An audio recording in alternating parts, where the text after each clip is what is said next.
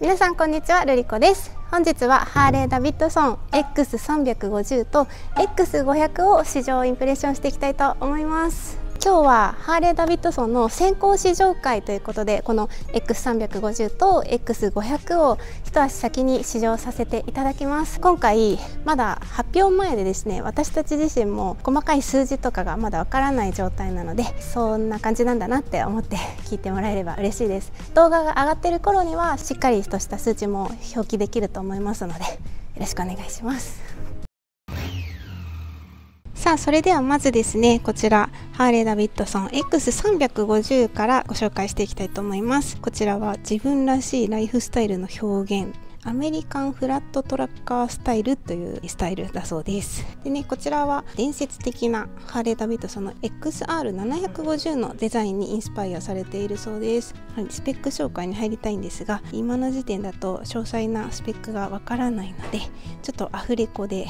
伝えたいと思います。排気量は 353cc、 エンジンはパラレルツイン数例式のエンジンです。トルクは7000回転で 31Nm、 馬力は9500回転で 36HP となっております。燃料タンクは 13.5 リッター、価格は69万9800円からとなっております。カラーがですね、今回お借りしているパールホワイトとドラマティックブラック、ダイナミックオレンジ、スーパーソニックシルバーの4色です。はい、ではこちらが X500 になります。こちらは自由と個性が交差するアメリカンロードスタースタイリングということで、スポーツスターモデルのデザインにインスパイアされたそうです。と言われると、さっきの X350 に比べてもなんかちょっとハーレーっぽさっていうのは感じられますよね。リアのね、ウィンカーもボディにくっついてるステーに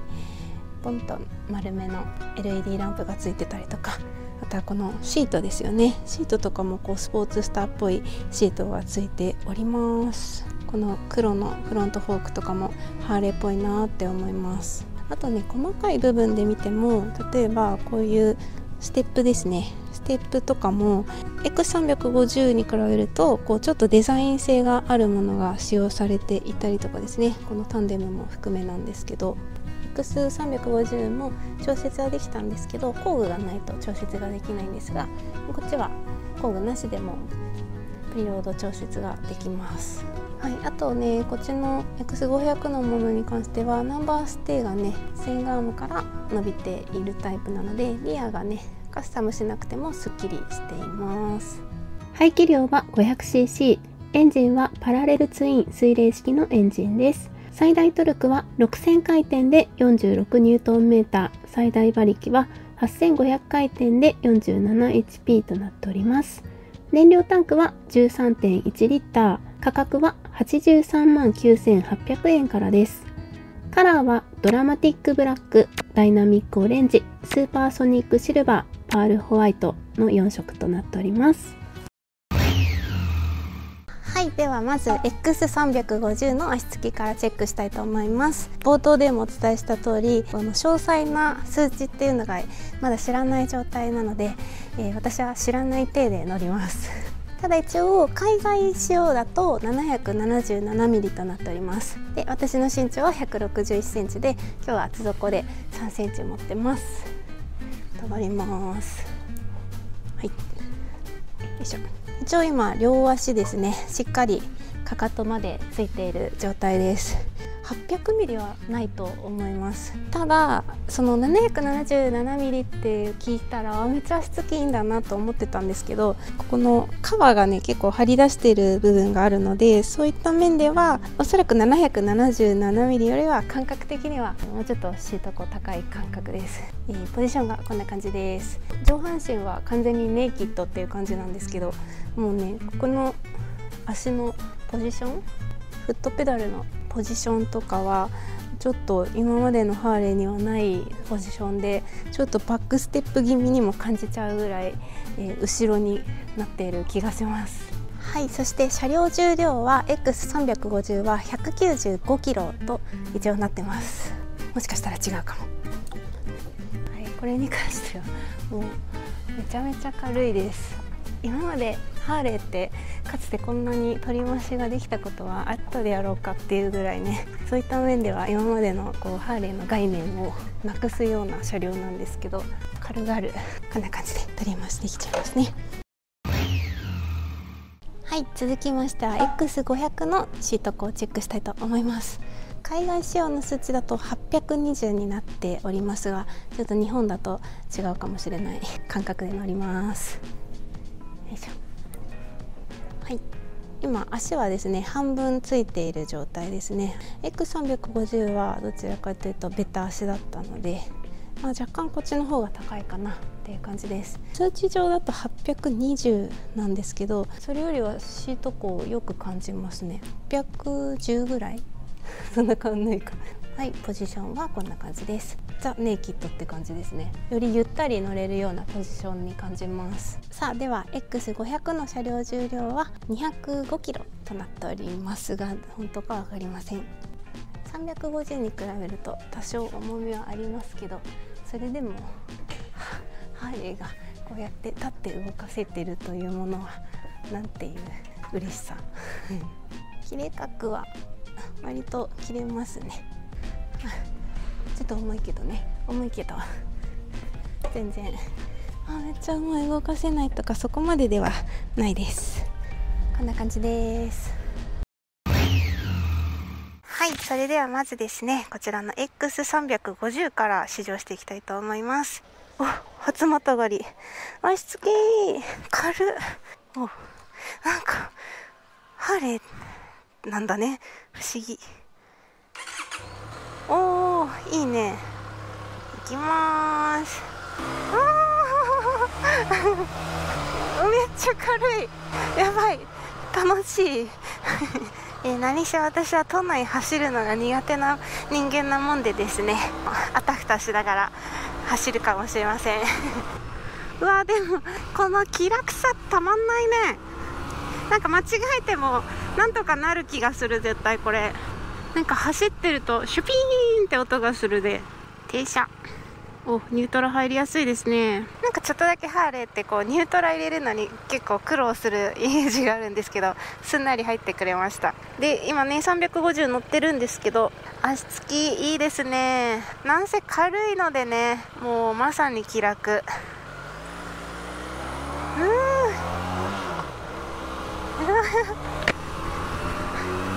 いや、これね、もう全然まだ2分ぐらいしか乗ってないけど、これ好きだわ。いや、いいな。ハーレーっていう分類で考えちゃうと、なんかそのハーレーらしさっていうのはないですねないですけど、また違うネイキッドでこの 350cc のバイクっていう風に考えるとめっちゃ楽しい。だから今回はハーレーっていうちょっとブランドイメージを一回私は捨てようと思います。あれだな、ふと今思ったのはシートとかこのフレームらへんとか角張ってるとこが多いので、ちょっと硬くて痛いなという感想があります。おパワーあるな。ほんとこういうさ、交通量が多いところとか走るにはいいね。多分これが普通のアメリカンスタイルのハーレーだったら大変だったんじゃないかなと思います。超楽しい今ね3速40キロ、だいたい3500回転ぐらいで走ってます。振動もなくっていいですね。街中って低速で走ることが多いじゃないですか。だけどその低速が苦じゃないっていうのがありがたいよね。特にね、クラッチがすごく軽い。左手の疲労が少なくなって良さそうです。ハーレーって重いもんねハーレーのブランドイメージしてますって言っときながらなんやかんや出てきてしまう。すいません。今日ね割と涼しめなんですけど、信号待ちしてたらちょっとファンが回り始めましたね。でもかといってこう車体から暑さっていうのは全然伝わってこないな。ちょっとしたコーナー、いいねひらひらしてるので楽しいです。今日はね時間が限られた中で試乗とあと置き撮り撮影もしなければいけないのでね、なかなか長時間走ることができないので街乗りがメインになってしまって申し訳ないんですけど、でも確かに言えることは、軽くて楽しい。加速感もねあっていいんですよ。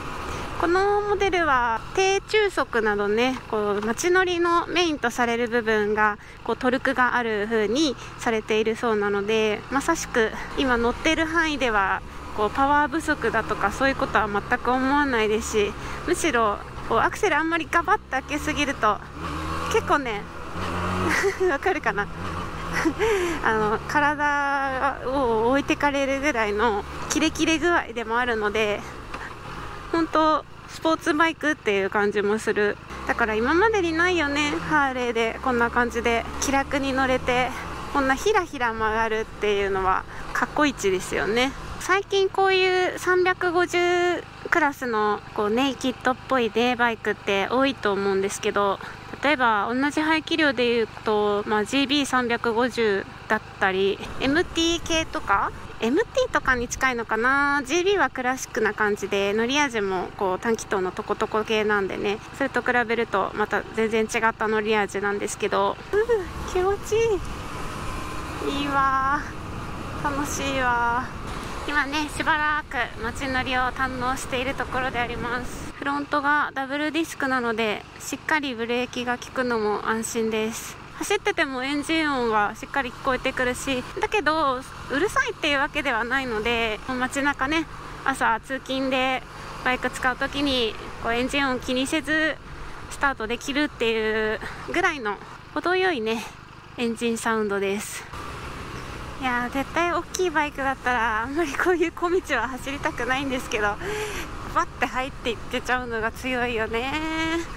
なんか冒険にね気楽に出かけられますよ。いやー楽しい。だって絶対嫌だもん都内こうやって走るの私それがねこんなナビ見ないで今ねふらふら歩いていけちゃってますからね。歩いてないわ、走ってるわどんだけ気楽なんだよって。この後500の方も試乗するので、今乗っている350と500どんな違いがあるかとか自分はどっちが好きなのかも含めてね試乗楽しんでいければと思います。じゃあ一回戻るか。はい、それでは続きまして X500 に乗っていきたいと思います。おー楽しみ。おー私がね全然初またがりです。では行きます。おーいい音や。お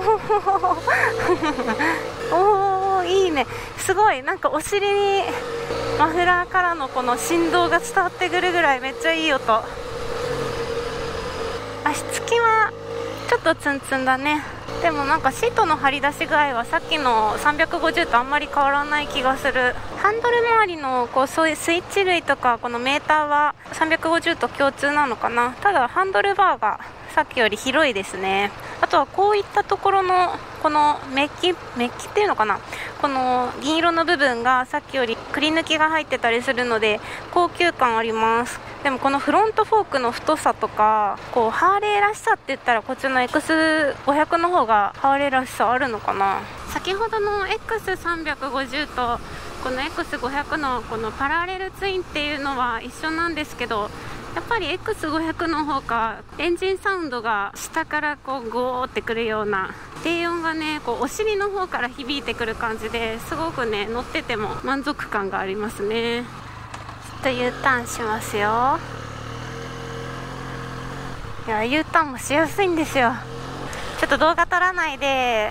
まったり乗ってたんですよ。一つ分かったことは、東京の都内だったらソラ X350 の方が楽しいよねって、ちょうどね動画撮ってないタイミングでこう信号待ちとかスピード感含めてずっと走り続けられてた区間があったんですよ。そうしたらまあ楽しい。そりゃそうか、大型バイクだからそりゃなパワーもあるし、やっぱり60キロぐらいで走ってるのがめっちゃ楽しいんですよ。そこで改めてねこの X500 のこの軽快で走り出せる楽しさっていうのがね伝わってきまして、めっちゃいいバイクじゃんってやっとそこでテンションが上がりました。多分序盤はどうしよう X350 の方が楽しかったっていう分かりやすいテンションだったと思うんですけど、なかなかこの限られた時間でね、そのバイクの良さを引き出すっていうのは難しいよね。さあ、というわけで今回はですね、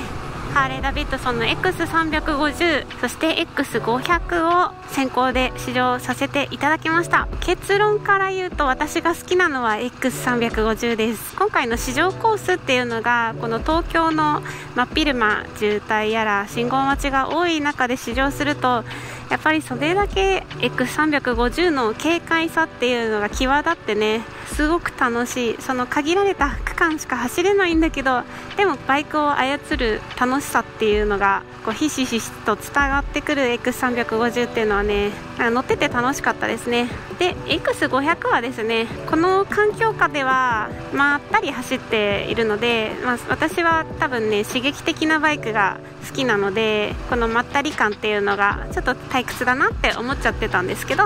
ある程度ねスピードが出せる場面もあったりしたんですけど、その時はめっちゃ楽しいって、それこそキビキビ走ってくれる感じ。X350 のひらひらさとはまた違うんですけど、こっちもねまったりだけじゃなくてキビキビひらひら走っててくれるので、それこそねロングツーリングとかはこっちの方が絶対楽だし、ある程度スピード出し続けるのであれば X500 の方が楽しそうだなって思いました。でも音がいいのは圧倒的こっちの500だな。はい、というわけで今回はハーレーダビッドソン X350 と X500 の試乗動画でした。最後までご視聴ありがとうございました。バイバーイ。Why when you're away do I miss you? Is it just because I can't kiss you? Is it dishes in the sink or the lack of a wink? Or just because I love my life with you?